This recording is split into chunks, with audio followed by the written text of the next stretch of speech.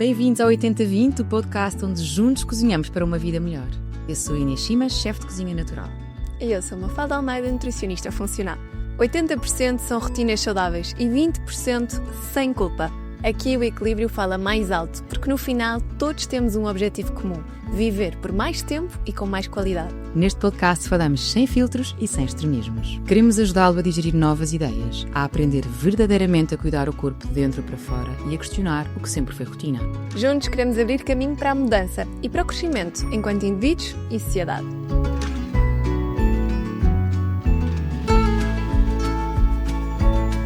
Olá, sejam muito bem-vindos ao 80-20. Hoje eu e a Mafalda vamos falar sobre alguns dos temas que fomos tendo aqui connosco durante este mês, sobre vários episódios e algumas questões que foram aqui levantadas entre nós as duas também. Sim, algumas reflexões que eu acho que é sempre importante. Tivemos a doutora Franco, falou sobre o intestino, a Mariana, mesmo a Fátima, que nos trouxe uma perspectiva sobre o que é uma pessoa que tem um estilo de vida equilibrado desde sempre, uma alimentação que é muito igual para todos, dentro das suas adaptações que cada um faz, e acho que isso traz aqui muito tema para nós debatermos as duas. Levem sempre muito à parte do intestino, não é? E ao reforço que é, e o importante que é ir trabalhando. Tivemos também a questão da fermentação, não foi? Vai tudo dar ao intestino e por isso acho que acaba por ser muito giro abordarmos aqui então da nossa perspectiva. Sobre a questão da alimentação, o impacto que tem no intestino, as mudanças que devem ser feitas, as consequências que tem ao nível emocional, houve aqui vários primos que foram abordados. O que é que para ti é o mais importante? O que é que tu tiras assim de grande sumo disto tudo? Olha, eu acho que sobre isso a minha reflexão é contínua, sempre. É muito difícil tu teres as respostas certas, as mudanças alimentares. E mesmo se fores analisar a dieta FoodMap, pronto, que é uma das que é mais prescrita, mais estudada, é a que tem mais base científica e que todos nós, enquanto nutricionistas, conseguimos prescrever com maior grau de segurança, porque tem todo um método por trás. A minha é uma dieta que me custa imenso a encaixar, sabes? Porquê? Porque não, nem é eu fazer, é encaixar do ponto de vista teórico, pensar, ok, é uma dieta muito restritiva, é uma restrição que muitas vezes leva a bons resultados, continua a ter uma taxa de desistência de 50%, o que é muito complicado, porque as pessoas realmente não querem passar por essa restrição e porque é difícil aplicar em contexto familiar e social. Mas mais do que isso tu tiras uma série de alimentos que são muito saudáveis. E depois aquilo que se vê é a mudança alimentar em si não é suficiente para tratar realmente as reações. Ou seja, há muitas pessoas que fazem a dieta FoodMap, passam por todo o processo de exclusão, introdução, etc. Perdem-se todas, embrulham-se todas no meio do caminho, porque muitas vezes não têm acompanhamento, já fazem isso sozinhas, embrulham-se todas e depois não fazem ideia qual é que é a conclusão que podem tirar dali. A conclusão que é suposta nunca é tu eliminares para sempre os alimentos, até porque estamos a falar de coisas como brócolis ou maçã, ou cebola ou alho, que são alimentos que são extremamente saudáveis, sobretudo para alimentar a aquermância, que são bactérias mais notívagas que ajudam na eliminação de toxinas. O que acontece? O que eu sinto muito que ainda há com o intestino é quase, para mim pelo menos, uma luta entre permitir que a pessoa tenha uma alimentação mais variada, escolhendo mais variedade de outros tipos de alimentos, ter mais fibras solúveis, insolúveis, etc. E fazer com que isto aconteça dentro do estilo de vida que já normalmente é super difícil de encaixar, não é? E ainda assim conseguir que a pessoa entenda a importância de trabalhar todos os fatores emocionais e de stress e de sono, que sem eles nós não vamos conseguir que a alimentação nos leve a lado nenhum. Então é muito difícil, é uma luta que a doutora Franco, como muito no tema da SIBO, hoje em dia cada vez mais pessoas têm SIBO, mas eu tenho algumas pessoas que fazem teste de SIBO, dá negativo e as queixas estão lá, mas também não têm propriamente padrões de cólera irritável, portanto é mesmo super difícil. E eu acho, eu tenho síndrome de cólera irritável e eu acho mesmo que a gestão de stress é uma das coisas mais importantes e mais difíceis. É muito difícil de gerir stress, porque tu de repente tens semanas, dias, há sempre qualquer coisa. Pode ser uma semana muito calma e de repente houve algo que te, não é? E leva tudo atrás. Sim, que pode não ser stress, pode ser preocupação, podes ter alguma notícia que te deixa ali mais reticente, podes ter muita coisa, não ser propriamente stress, mas serem muitas coisas ao mesmo tempo a acontecer na tua semana e que te geram tu tens que dispersar muito a tua atenção. Tu, se calhar até estavas super focada durante aquelas 4, 5, 6 semanas, não é? De fase de dieta, e até estavas muito focada e no ótimo caminho, e de repente houve um gatilho que nada tem a ver com a alimentação, tu virou ao contrário, tu já nem sabes, voltas ao princípio, qual é a estaca em que estás, e portanto, de facto, é um estilo de dieta, ou é uma mudança difícil de facto de implementar durante aquele tempo, sem acompanhamento e sem... Mesmo com acompanhamento é difícil. Pois. E depois porque há muito essa questão, há muito este mito de as pessoas não perceberem a importância que tem todo o corpo. E das pessoas muitas vezes chegarem à consulta e pensarem, ok, isto é pelo intestino. Hoje em dia já tenho muitas pessoas que dizem, é pelo intestino e depois também é pela pele e depois é porque também não consigo perder peso, ou seja, percebem que isto é um corpo todo interligado. Mas às vezes há pessoas que dizem, não, isto é só o meu intestino que está aqui com algum problema. E muitas vezes não é só o intestino que está com um problema, não é? Mentalmente a pessoa já não está bem. Já está fraquinha. Ou não está a dormir. E claro que as coisas podem interligar, não é? Portanto, o próprio intestino estar em desequilíbrio pode estar a fazer com que a pessoa não tenha uma produção de energia tão equilibrada, hormonal, etc. E isso afeta depois o resto. Mas muito não começa por ali, começa muito pela parte do cérebro. E eu acho que é muito difícil, é uma roda do rato que nós temos que ter mesmo a capacidade de dizer, chega, pronto, agora tenho que mudar e não vou só mudar o que eu estou a comer. Isso pode ser um princípio, mas se eu não mudar o resto, se eu mudar só o que eu estou a comer, provavelmente eu vou ficar a meio do caminho e, portanto, vou-me continuar a chegar ao nutricionista e a queixar e a dizer ainda tenho a barriga inchada, ou ainda tenho muita distensão, ou dores e não percebo porquê, porque não comi nada que me fizesse mal. E depois nós temos que ter aquele papel, respirar fundo com muita calma e dizer, então, e o que é que se está a passar? E começar a entrar mais efetivamente dentro daquilo que está por trás. Mas confesso que é a parte que me deixa um bocadinho mais frustrada ainda, mesmo enquanto profissional que estuda o intestino todos os dias, é que não há respostas certas, não há uma resposta que dê para toda a gente, no sentido em que mesmo em termos de alimentação, às vezes o FODMAP não chega, portanto é preciso perceber outras coisas que acontecem e às vezes enquanto tu não desbloqueias a real razão daquela inflamação, não tem nada a ver com os alimentos, não é? Portanto, não consegues ir mais a fundo. E depois preocupa-me a tendência para onde nós vamos. Eu partilhava contigo antes de nós gravarmos imagina uma nutricionista que eu sigo, até gosto do trabalho dela, ela a partilhar coisas que tinha comprado no supermercado e eu em 3 stories seguidos só vi pacotes, sabes? E eu pensar, isto não é alimentação mediterrânica, isto não é aquilo que é suposto nós comermos para um intestino saudável, isto são muitos suplementos, muitos molhos, muito, sei lá, saudável, mascaradamente saudável, bio, sem açúcar e tal, mas não é isto que deve ser a tua alimentação, não é? Deve ser muito mais coisas para descascar e até os legumes estavam arranjadinhos e empacotados, e não que tenha mal, mas era só pacotes. Eu acho que hoje em dia é tudo tão rápido, o consumo é tão rápido, que te esqueces um bocadinho que em vez de ir ao supermercado e irmos para a zona das frutas e dos vegetais e dos frutos secos a granel e dos cereais a granel e daquilo que na verdade corresponde à forma como nasce, parece que é um bocadinho posto de parte, não é? Tu vais para os embalados, tu já queres a compota de maçã feita e se calhar não tens a noção da diferença que é entre comeres uma compota de maçã ou comeres uma maçã. Sem dúvida, a própria compota de maçã sofreu uma transformação, também já tem uma ação prebiótica, também é para ter coisas boas. Se calhar não foi um bom exemplo que eu agarrei, mas se calhar vais optar por produtos embalados que têm conservantes e coisas adicionadas e que não deveriam dar razão para estarem bem cotados, por exemplo, no Nutri-Score, que eu até acho que é um tema importantíssimo e interessantíssimo para agarrarmos e para falarmos aqui um bocadinho hoje. Mas, acima de tudo, o mais importante é percebermos que, eu costumo dizer isto, que é aquilo que Deus fez é aquilo que nós queremos, aquilo que nós fomos trabalhando em cima e recriando é aquilo que nós queremos afastar um bocadinho. E, portanto, tudo aquilo que a tua avó tinha na mesa, tu queres. Tudo aquilo que tu podes ir buscar à árvore, colher, tu queres. Qualquer transformação que tu faças a partir daqui, que faças em tua casa, tens sempre a ganhar.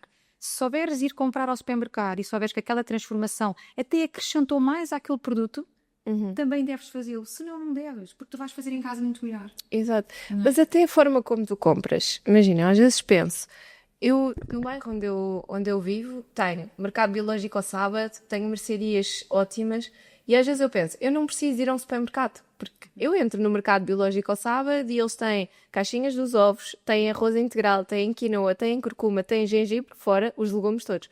E eu penso, está tudo aqui, não precisava de ir a mais lado nenhum, não é? Porque tu estavas a dar um exemplo dos produtos que até podem ter aditivos, mas eu até estava a pensar, imagina, mesmo um queijo cottage, que agora é tipo supra-sumo.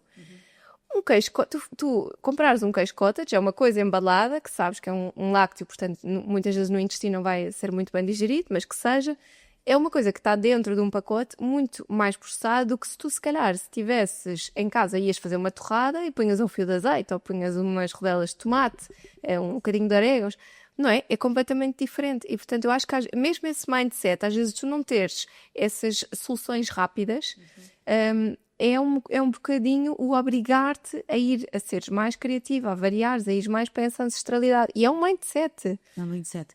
É perceberes mesmo que a cozinha deve fazer parte do teu dia-a-dia.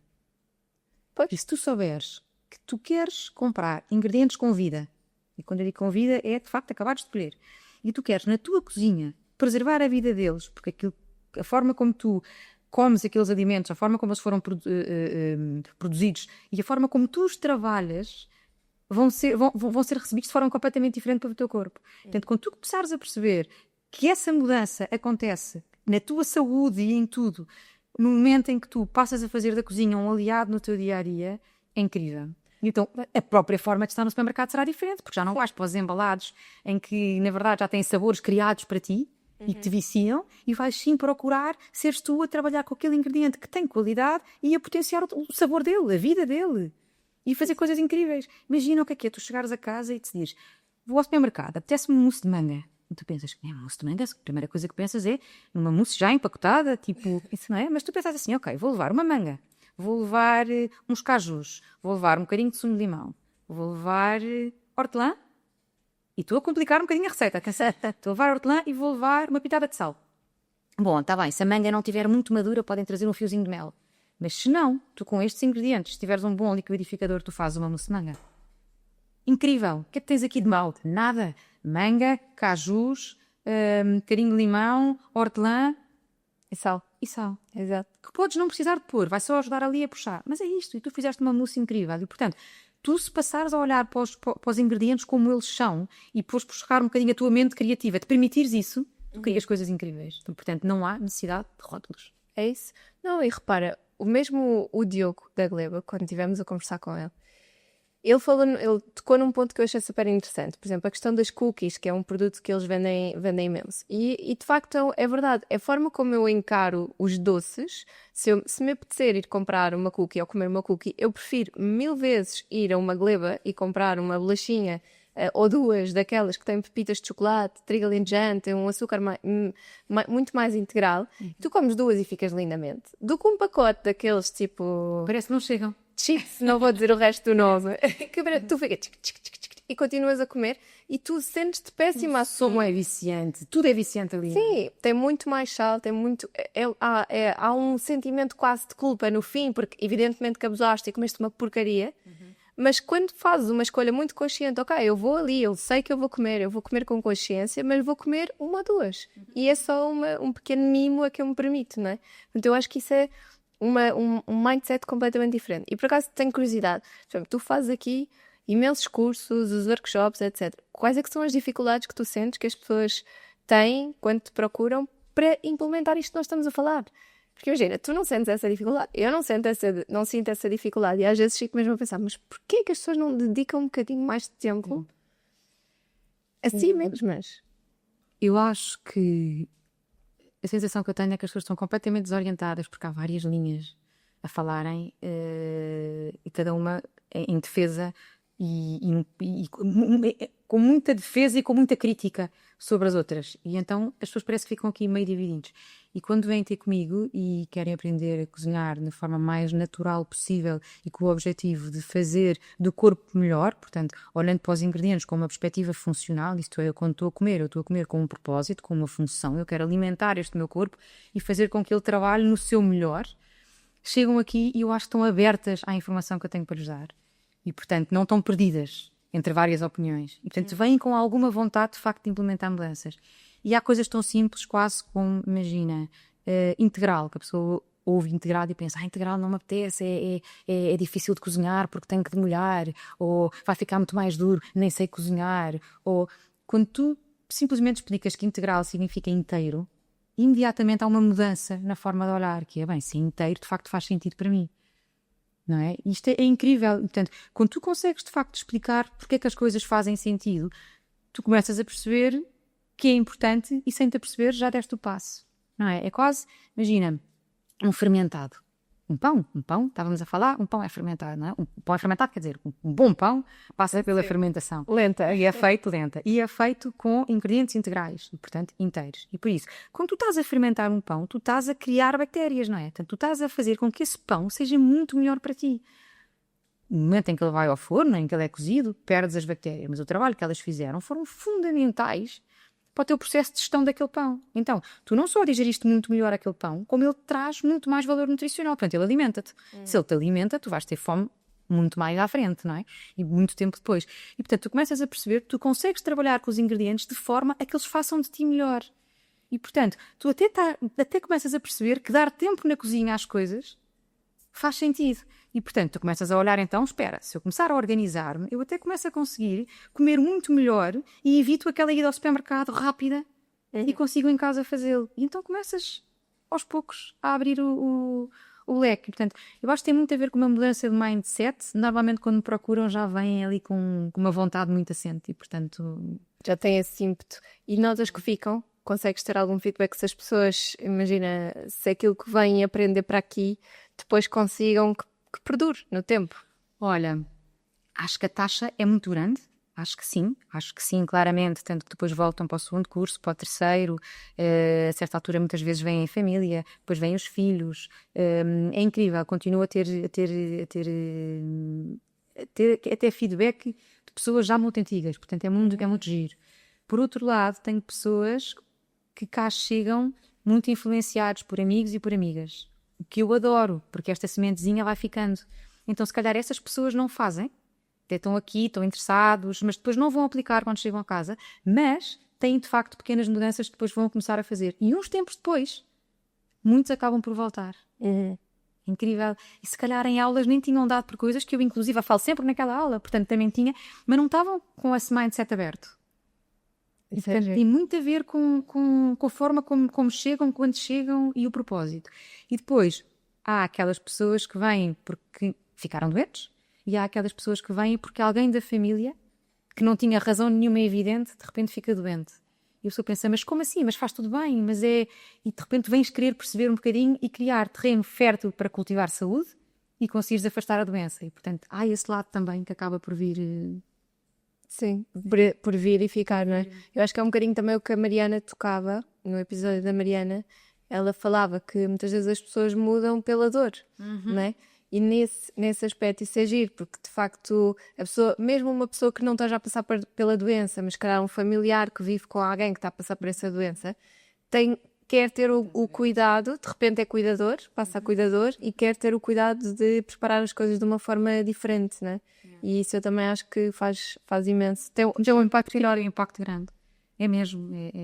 Agora, sabes uma coisa interessante em relação à questão do Food Map, falávamos de início, e até em relação a esta questão da mudança alimentar. Um dos pontos importantes que nós falamos muito é a fibra, não é? Em que é fundamental introduzir a fibra. E tudo aquilo que é integral é maravilhoso para o teu intestino, porque na verdade vai-te alimentar as tuas bactérias. Por outro lado, quanto mais integral tu trazes para a tua alimentação, mais dificuldade ao mesmo tempo tu crias ao teu intestino, não é? Era uma informação que teria levantado, porque eu acho isto super interessante, porque às vezes dou para mim aqui nas aulas e digo, olhem, isto é o geral, porque quem tem alguma condição mesmo de intestino, pisca-me o olho ou venha falar comigo no final, porque há outros passos que nós devemos fazer, não é? Isto é muito giro. Sim. Quando a pessoa tem alguma sensibilidade gastrointestinal, não pode mudar muito rapidamente. Pronto, e às vezes é preciso saberes combinar. Por exemplo, se usas cereais integrais, vais ter que usar vegetais que sejam muito mais fáceis de digerir, menos fibrosos. Imagina, um arroz integral perfeito com espinafres, mas se calhar não é tão perfeito com os brócolos, que têm uma quantidade de fibras muito mais difíceis de digerir. É difícil, não é bem difícil, às vezes o termo difícil é ingrato. A questão é, se tu pensares nos brócolos, os brócolos têm uma estrutura de fibras tão complexa que, se for preciso, chegam praticamente ao fim do intestino delgado e ainda há pedacinhos de brócolos em circulação. E os espinafres não, já foram desintegrados há muito mais tempo porque eles têm uma estrutura muito mais rica em água, muito menos fibra. E, portanto, isso é uma coisa que é muito importante, porque se tu tiveres um arroz integral que já vai ser mais complexo, tem toda uma casca para partir, a própria casca já é mais difícil, tem antinutrientes, portanto, coloca várias camadas do teu intestino a trabalhar, da tua microbiota também. É um processo que demora muito mais e, portanto, se tu combinares, não é? E às vezes quando pensamos, ok, então numa alimentação vegetariana eu deveria utilizar leguminosas com cereais, certo, mas se calhar, se és sensível do intestino, vais combinar um caril de grão, então faz um arroz basmati branco, talvez não seja melhor fazeres um para não ter tanta fibra claro. Exatamente, para que consigas gerir. E isto é uma ginástica complexa, não é? Porque a pessoa tem que ir tentando planear. Acho que também, se a pessoa for pensando à época, é mais fácil, porque quando está muito calor, o teu corpo também precisa de mais água, portanto, trazeres mais alimentos crus e, naturalmente, os alimentos que te trazem mais água ajuda a fluir toda essa digestão e até a promover menos retenção de líquidos. A tua digestão também fica mais lenta, todas as tuas veias estão mais dilatadas, os vegetais do verão são menos fibrosos do que os do inverno. É incrível isso. É engraçado. É incrível. Sim, a natureza, não é? A natureza dá-nos aquilo que nós precisamos na altura certa. É só estarmos atentos. Sim, e este processo também é muito importante, porque muitas pessoas têm retenção de líquidos e, portanto, às vezes têm que pensar um bocadinho como é que vão conjugar. Se tu não toleras muito bem uns brócolos ou uma couve, então usa, por exemplo, feijão verde, grelos, nabiças, que são outros géneros de folhas um bocadinho menos fibrosas, não tão baixas como os espinafres ou uma alface, mas também não tão altas como os brócolos ou uma couve de Bruxelas, sei lá. E, portanto, as pessoas podem ir gerindo assim. Mas é uma ginástica e acho que lá está. É preciso a pessoa ter muita consciência sobre o seu corpo. Esse tema que estavas a falar agora da questão da água é importantíssimo, porque as pessoas quando pensam eu faço retenção de líquidos, a tendência é beberem menos água, mas é o oposto, tens é que beber água, tens que buscar ingredientes com mais água, não é? É muito giro, é muito giro. Tens de te hidratar e tens que, acima de tudo, diminuir a inflamação. E diminuir a inflamação podem ser muitas coisas. Uma pessoa que se alimente super bem, seja uma pessoa até com muitos cuidados alimentares, mas tem um bocadinho de excesso de peso, à partida vai ser uma pessoa que tem um bocadinho mais de gordura. Então, se essa pessoa perder um pouco essa massa gorda, fizer um esforço para se alimentar, igualmente de forma adequada, mas perder alguma gordura, só isso já vai permitir que haja menos inflamação e, portanto, naturalmente a pessoa sendo menos retenção de líquidos. E às vezes ela não tem que mudar grande coisa. Se calhar só tem que começar a incluir exercício físico ou, enfim, comer um bocadinho menos de quantidades de coisas muito boas também. Portanto, às vezes é essa dinâmica. E tu não sentiste uma coisa engraçada? Lembras-te da Fátima dizer, por exemplo, que ela, quando era pão torrado, às vezes que ela digeria melhor do que um pão branco, o pão cru? Lembras-te dela? Super interessante, ia-te perguntar isso. Sim. Porque já vi umas quantas vezes a aparecer-me que, de facto, o pão torrado, a forma como o corpo o recebe é diferente. Eu acho que depende, não tem necessariamente que ser com ser torrado, por exemplo, se for congelado... Também é um tema. Pronto, se for congelado, tu já tens a estrutura dos amidos, normalmente o amido, quando é cozinhado e depois é arrefecido, torna-se amido resistente, e esse amido resistente é muito mais fácil de digerir. Portanto, se for congelado e depois descongelado, e como já podes ter alguns desses benefícios, não tem que ser necessariamente torrado. E depois se for torrado, tu desidratas de certa maneira, portanto alguma dessa parte do pão tem mais uma camada de cozedura extra. Tudo o que seja manipulação, seja cozinhar, congelar, triturar, vai ajudar a melhorar. Se tu comeres um sumo de melancia triturada, vais ter uma digestão melhor do que se for a melancia adentada. E às vezes é só porque partiste um bocadinho a estrutura complexa de açúcar, de polióis e de fibras, etc. E portanto aqui tem um bocado a ver com isso. Mas é engraçado porque ela não falou de questões de glúten nem nada disso e tu tens uma grande questão com o glúten. Por acaso eu ia te perguntar isso, porque mesmo o Diogo falou da questão de eles não terem pães sem glúten. Tu consegues tolerar ou tu não te arriscas de tudo? Olha, eu enquanto celíaca não posso mesmo. Porque enquanto celíaca o que acaba por acontecer é, se há ingestão de glúten, há um ataque no intestino. E, portanto, mesmo que eu me sinta em condições de o fazer e acredita que quando estou fortalecida eu consigo efetivamente fazê-lo, eu sei que se o fizer, mesmo que não note, eu estou a sofrer uma consequência. Portanto, não é uma coisa que me interesse fazer e evito ao máximo. Agora dizes-me assim... tratas com rigor enorme em que não usas a mesma torradeira, ou não cortas na mesma, ou não aceitas riscos de contaminação quando vais a um restaurante e comes algo frito imagina a batata frita que foi frito num sítio em que foram os croquetes, ou o pão que foi cortado no sítio, estás a ver? Tipo, se me perguntas se eu deixo de comer por contaminação, não, eu não deixo. Acredito que às vezes hajam determinadas reações do meu corpo que eu não consigo identificar qual foi o gatilho que possam estar aí, por não ser tão rigorosa. Estás a ver? Mas achas que será que vem daí da conta? Não sei, ainda há bocadinho falávamos nisso, há tanta coisa que pode fazer gatilho. Um pico de stress, que às vezes tu nem sabes, ou alguma coisa que até foi na escola dos miúdos que de repente te irritou de alguma maneira e tu nem sabes porquê e não percebes como é que aquilo te afetou. Não é? Há situações em que tu pensas, mas porquê é que eu estou tão irritada? Não houve razão para isto. E houve alguma coisa. Então, percebo também. E aquilo de repente foi o gatilho. Mas eu acho que nem é só o gatilho, é a gota d'água. É tipo, tu já tiveste tanta coisa com que lidar naquele dia que aquela foi só a gota d'água que te fez flipar e de repente ficaste efetivamente irritada. Não, mas é porque essa questão também é importante, porque assim, há muitas pessoas que tentam evitar o glúten porque sabem que quando o consomem pode ser um bocadinho mais difícil de digerir. A própria estrutura, por exemplo, para pessoas que tenham esta sensibilidade gastrointestinal, a própria estrutura do glúten é apontada quase como tipo cola para as tuas células da mucosa. Certo. Afetem um bocadinho. Sim. Agora, se a pessoa efetivamente não for celíaca, essa tendência inflamatória é só quando consomem. Portanto, consumir um pão que tenha menos glúten é viável? Sim, mas cara também não é todos os dias, não é? Se quiseres comer numa base regular, mais vale outros cereais. E até porque quanto mais alternativas tu trouxeres, mais equilíbrio tu traz à tua microbiota. Portanto, interessa-te imenso que hoje o pão seja de alfarroba, amanhã que seja de outra farinha qualquer, não é? Tipo o trigo sarraceno. Há N opções que tu podes ir buscar e tu só estás a trazer mais valor nutricional e mais diversidade para dentro de ti. Portanto, é sempre uma vantagem. Acho que a questão do glúten especificamente, e nestes pães que são feitos com farinhas integrais, e com fermentação e com tudo, desde o momento que o trigo é de qualidade e que é integrado e passou pelo processo de fermentação, e aqui sim está a grande questão, pelo processo de fermentação já praticamente não tem glúten. E portanto, quando tu estás a consumi-lo, se fores uma pessoa intolerante ao glúten, tu não vais reagir a ele da mesma forma que reages se fosse um pão que seja também com farinhas integrais, mas que não tenha passado pela fermentação. E, portanto, isto é interessante. E por isso, eu acho que quando tu tens uma intolerância significa que o teu corpo está saturado, não é? Certo. E, portanto, se o teu corpo está saturado e tu sentes que tiraste o glúten e que ficaste melhor, sem dúvida esse foi o caminho certo. E depois, a partir daí, há todo um trabalho de reconstrução para poderes voltar a introduzi-lo. Agora, queres voltar a introduzi-lo em mau? Não, interessa introduzir em bom, porque tu queres é fazer com que o teu corpo trabalhe bem, porque sabes que isso é reflexo de saúde. E, portanto, se fizeres isso, passas a conseguir introduzir um pão com glúten, efetivamente, mas que, na verdade, passou por um processo muito bom de produção. E quando chega a ti, traz-te valor nutricional, tudo bem. Não reagiste a partir daí, é sinal que o teu trabalho foi bem feito. É sinal que estás bem, estás preparada para a vida e sabes, vais começar a conseguir perceber se podes comer mais ou menos vezes.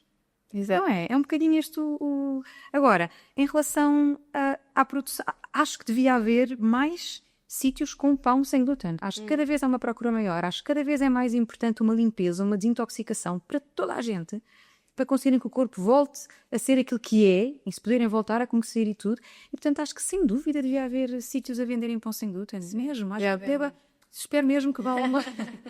Eu acho que ia correr lindamente, porque, por exemplo, padaria portuguesa ainda não autorizávamos a dizer vai esgota.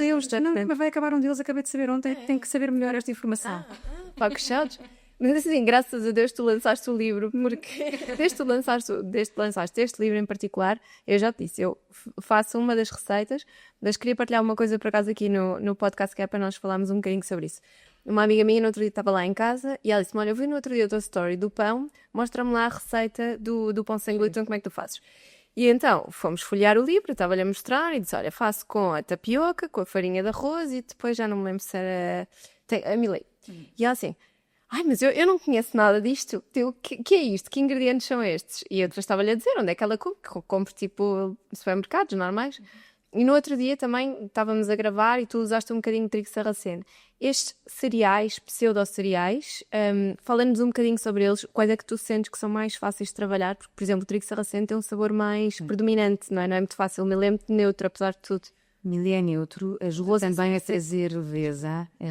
Eu vou-te dizer, é muito giro porque estes cereais, os cereais sem glúten, são cereais mais difíceis de trabalhar. São cereais que precisam uns dos outros para conseguirem construir e fazer o efeito e trazer a leveza que uma farinha de trigo com glúten só por si já traz. E, portanto, tu tens de conseguir equilibrar 3 cereais, normalmente um mais proteico, um menos proteico, um com mais amidos, que é isso que vai ajudar a trazer a leveza. Tipo na tapioca.